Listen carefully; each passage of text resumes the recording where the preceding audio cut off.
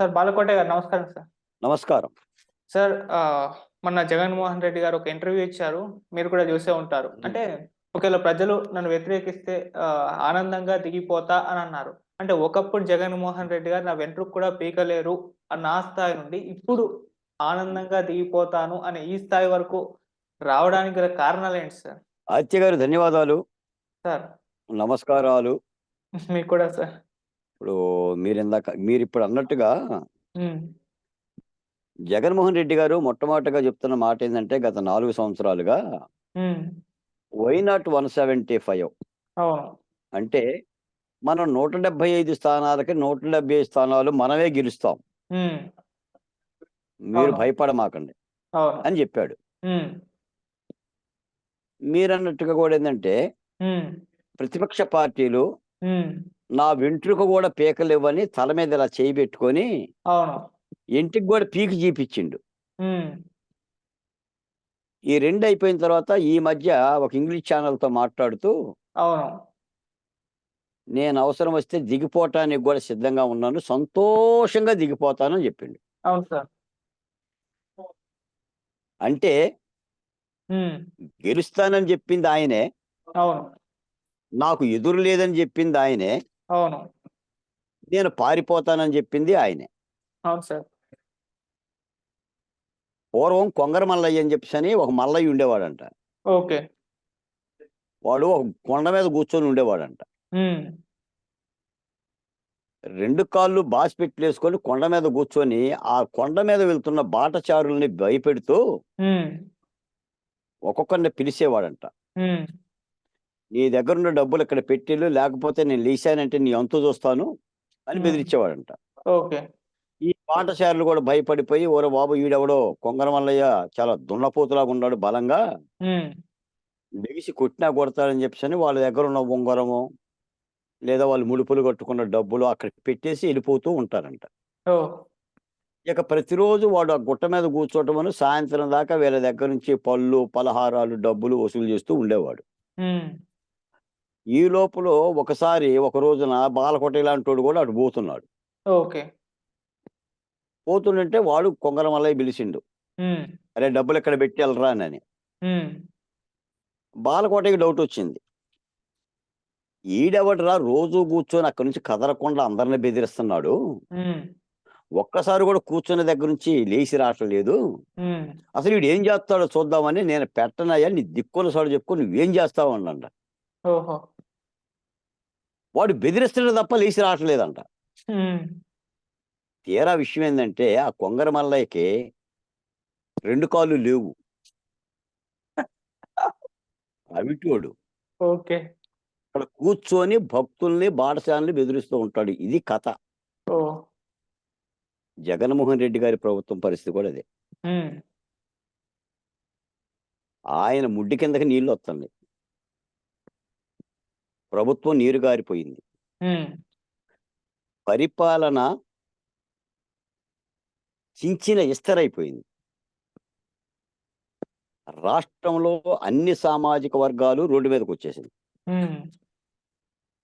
అంగన్వాడీ టీచర్లు, ఆశా వర్కర్లు, భవన నిర్మాణ కార్మికులు, ఉద్యోగస్తులు, పెన్షన్‌దారులు, పోలీసులు, హ్మ్. నిరుద్యోగులు, విద్యార్థులు, అమరావతి రైతులు, విశాఖ ఉక్కు కార్మికులు, ప్రత్యేక హోదా పిపాసకులు ఎవ్వడు గూడా ఇళ్లల్లో లేడు. రోడ్డు మీదకొచ్చి అరుస్తున్నారు. అవును. ఇది పరిపాలన. హ్మ్. ఇప్పుడేమంటున్నాడంటే ఆఖరికి ఆయన చెల్లెలు షర్మిల గారు గూడొచ్చింది. అవును. మీకో మాట గుర్తు చేస్తా ఆదిత్య గారు. సార్ మనం చెప్పండి. ఇప్పటివరకు వైసీపీ ప్రభుత్వాన్ని గాని, ముఖ్యమంత్రిని గాని గంగిరెద్దులని మనం అనలా. అవును. షర్మిల గారన్నారు. 22 మంది ఎంపీలని గెలిపిస్తే ఆంధ్ర రాష్ట్ర ప్రజలు, వీళ్ళు పార్లమెంట్‌కెళ్ళి మోడీ గారు చెప్పినట్టుగా గంగిరెద్దులా తల ఊపుతున్నారు అని అంది. హ్మ్. ముఖ్యమంత్రి గారు కూడా ప్రత్యేక హోదా తీసుకువస్తా, పరిశ్రమలొస్తాయి, ఉద్యోగాలొస్తాయని అన్న ముఖ్యమంత్రి హ్మ్. కేంద్ర ప్రభుత్వం ముందు, భారతీయ జనతా పార్టీ ముందు గంగిరెద్దులా తలూపుతున్నారని షర్మిల గారన్నారు. నేనంటల్లా. అవును. ఇది పరిపాలన. రైట్. కాబట్టి జగన్మోహన్ రెడ్డి గారు హ్మ్. దిగిపోతాననే పరిస్థితికి వచ్చాడు. హ్మ్. మనం గతంలోనూ చెప్పాం, ఇప్పుడు చెప్పాం, ఎప్పుడు చెప్తాం. ప్రజలు ఎప్పుడు కూడా కొంతకాలమే బాధను బరాయిస్తారు. అన్ని కాలాలు భరాయించరు. హ్మ్. ప్రజాస్వామ్యంలో ఏ ప్రభుత్వానికైనా 5 ఏళ్ల పరిపాలనే. అవును. అంటే 1825 రోజుల పరిపాలనా కాలం. ఈ 1825 రోజులనే దుర్వినియోగం చేశాడు జగన్మోహన్ రెడ్డి గారు.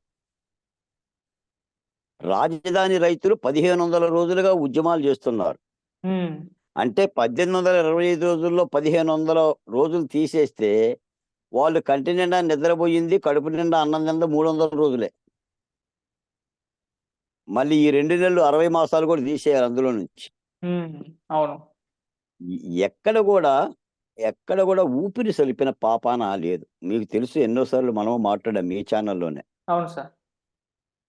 దళితుల మీద జరిగే దాడులు గానీ, హత్యలు గానీ, దౌర్జన్యాలు గానీ, శిరోముండనాలు గానీ, మూత్ర విసర్జనలు గానీ, నిన్న ఒక మీటింగ్‌లో మాట్లాడితే ఒక అడ్వొకేట్ చెప్తున్నాడు. ఒక్కొక్క అడ్వొకేటు 1000 కేసులు, 2000 కేసులేసి విపరీతమైన డబ్బులు సంపాదిస్తున్నాం మేము అన్నాడు. హ్మ్.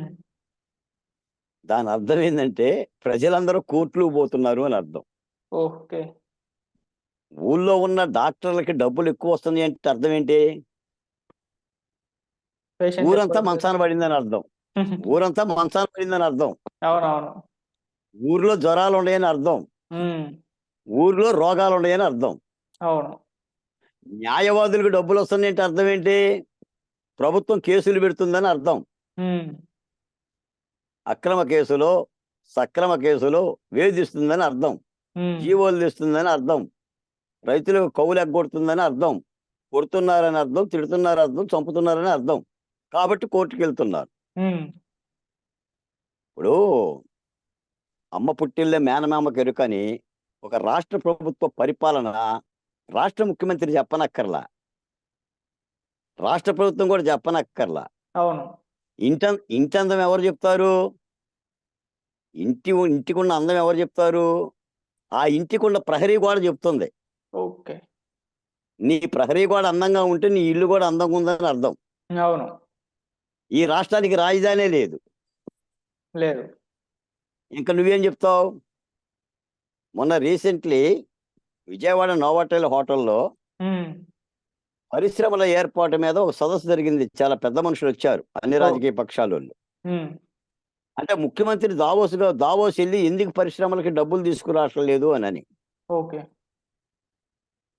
అసలు ముఖ్యమంత్రి దావోస్‌కెళ్తే డబ్బులిచ్చేవాడు ఎవడున్నాడక్కడ? ఇప్పుడు నీ రాష్ట్రానికి ఒక రాజధాని ఉంటే, మీకొక విధానం ఉంటే, పెట్టుబడిదారులు పెట్టుబడి ఇచ్చే ప్రయత్నం చేస్తారు. అవును. కొంపే లేకపోతే, ఇల్లే లేకపోతే నీకు పిల్లనెట్టిస్తారు ఆదిత్య గారు? రైటే సార్. నేను ఒక మాట అడుగుతున్నా మిమ్మల్నే. హ్మ్. మీకిల్లు లేదు. హ్మ్. ఉండటానికి ఇల్లు లేదు. పిల్లనెట్టిస్తారు నీకు? ఎవరు సార్? హ్మ్. పెట్టుబడిదారులు గూడా అంతే గదా! అవును. నీకొక రాజధాని ఉండి, నీకొక క్రమశిక్షణ ఉండి, శాంతి భద్రతలు ఆ రాష్ట్రంలో ఉంటే పెట్టుబడులు పెడతారు.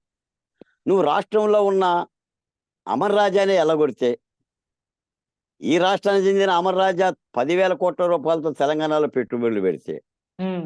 లేదా లూలూని ఎల్లగొడితే ఎవరొచ్చి పెడతారు? మన గుడివాడ అమర్నాథ్ గారు ఏం చెప్పారు? కోడిగుడ్డు మంత్రి గారు 13,40,00,000 కోట్ల రూపాయలు మేము పెట్టుబడులు తెచ్చామని చెప్పారు. హ్మ్. ఎక్కడున్నాయి ఆ 13,40,00,000 కోట్లు? ఏ పరిశ్రమలు పెట్టారు? ఎక్కడ తెచ్చారు? మీరు వాలంటీర్ల మీటింగ్ పెట్టి, వాలంటీర్లకి కోట్లేసి, చేతుల్లో సంచులిచ్చి, హ్మ్. ఈళ్ళే పారిశ్రామికవేత్తలని చెప్పేసి విశాఖపట్నంలో సదస్సు పెట్టారు మీరు. Right sir. మళ్ళీ ఆ సదస్సుకి 2,00,00,000 3,00,00,000 ఖర్చు పెట్టారు. హ్మ్. కాబట్టి జగన్మోహన్ రెడ్డి గారి పరిపాలన అవన్నీ కూడా ఏందంటే మేకపోతు గాంభీర్యం, ఉత్తర కుమార ప్రగల్భాలు. హ్మ్. నేను సిద్ధం అని చెప్పేసి ఈరోజు విశాఖపట్నంలో మీటింగ్ పెడుతున్నాడు. నేను సిద్ధం అంటున్నాడు. అవును. చంద్రబాబు నాయుడు గారేమో రా కదిలి రా అని ప్రజలకు పిలిపిస్తుంటే నేను సిద్ధం అంటున్నాడు. దేనికి సిద్ధమేనా? దేనికి సిద్ధం అంటున్నాను నేను. డాక్టర్ సుధాకర్‌ని చంపడానికి సిద్ధమా? డాక్టర్ అచ్చెన్నని చంపడానికి సిద్ధమా? అబ్దుల్ సలాం ఆత్మహత్య చేసుకోవడానికి సిద్ధమా? అత్యాచారాలు చేయించడానికి సిద్ధమా? నంద్యాల నాగమ్మ, పులివెందుల మహాలక్ష్మి శిరోమండనాలు చేయడానికి సిద్ధమా? మూత్ర విసర్జన చేయడానికి సిద్ధమా?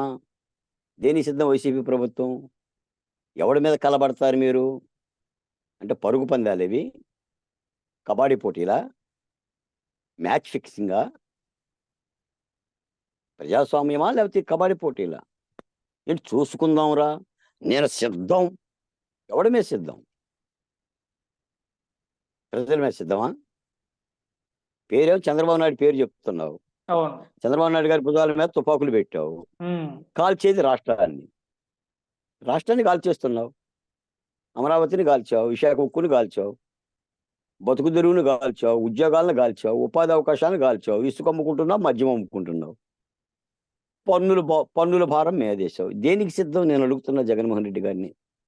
అందుకని షర్మిల గారు మాట్లాడుతున్న మాటకి హ్మ్. ఒక్కదానికి వీళ్ళు సమాధానం చెప్పడానికి ఉందండి వీళ్ళకి నిజాయితీ. సజ్జల రామకృష్ణారెడ్డి గారి కానీ వగైరా వగైరా. లేదు సార్. ఇంకొక మాట ఏంటంటే, హ్మ్. ఆమె పేరు వైఎస్ షర్మిలారెడ్డి కాదంట, అవునవును. మున్సిపల్లి అని అంటున్నారు. మెర్స్ ఆ, హ్మ్. మర్సుపల్లి షర్మిల గారు. షర్మిల శర్మ అంట. ఓహో! ఆమె చంద్రబాబు నాయుడు గారి దత్తపుత్రిక అంట. హ్మ్. రాజశేఖర రెడ్డి గారి పుత్రిక కాదు, చంద్రబాబు నాయుడు గారి దత్తపుత్రిక. ఈ హ్మ్. ప్రేలాపనలకి ఈ ఆలాపనలకి ఎవడు సమాధానం చెప్తాడండి? అవును. సిగ్గు ఉండాలి కదండి, సిగ్గు ఒకటి ఉండాలి కదండి. హ్మ్. అన్న కోసం 3,000 కిలోమీటర్లు ఆడకూతురు తిరిగి హ్మ్. అన్నను ముఖ్యమంత్రి చేస్తే, సరే మీరు నచ్చారో నచ్చలేదో, బయటికి వెళ్ళింది ఆమె రాజకీయ భౌతవ్యం కోసం, ఏదో పార్టీ పెట్టింది, ఆ పార్టీని కొంతకాలం తెలంగాణలో నడిపింది. ఆమెకున్న ఆమెకున్న యొక్క ఇబ్బందుల రీత్యా ఏమో కాంగ్రెస్ పార్టీలో విలీనం చేసింది. అవును. సోనియా గాంధీని కలిసింది, రాహుల్ గాంధీని కలిసింది, కాంగ్రెస్ పార్టీ ఇన్ఛార్జి బాధ్యతలు తీసుకుంది. హ్మ్. రాజకీయంగా కాంగ్రెస్ పార్టీ తరపున మాట్లాడుతుంది. కాంగ్రెస్ పార్టీలో చేరకూడదా షర్మిల గారు? తెలంగాణలో కాంగ్రెస్ పార్టీ పెట్టినప్పుడేమో సజ్జల రామకృష్ణారెడ్డి గారు ఏమనలా, ఆమె పార్టీ ఆమె ఇష్టం, మన రాష్ట్రం కాదు కదా అన్నాడు. అవును. ఆంధ్రప్రదేశ్లో అదే కాంగ్రెస్ పార్టీకి బాధ్యతలు స్వీకరించగానే గుర్తుకొచ్చింది ఆయనకి,